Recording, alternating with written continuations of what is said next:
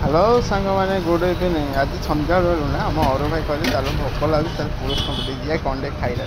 ମୁଁ ଚାଲିଲି ତ ସେଇଟା ଦେଖିଲୁ ମଟନ ମୁଣ୍ଡ ଝୋଳ।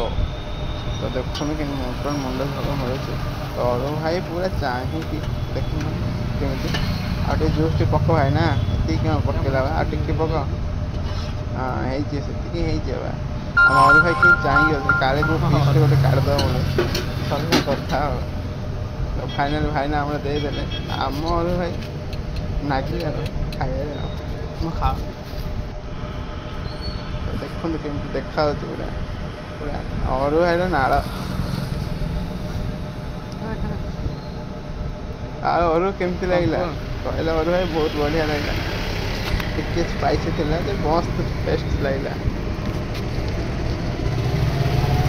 ଏଇଟା ପୁରୁଷପୁର ପାଖାପାଖି ଗୋଟେ ମଦ ଦୋକାନ ଅଛି, ତା ଆଗରେ ହିଁ ଦୋକାନଟା ଅଛି। କାଳୀ ମନ୍ଦିର ଛକ ସେଇଠି ଆସନି, ଏଇଠି ଗୋଟେ ଦୋକାନଟା ଅଛି।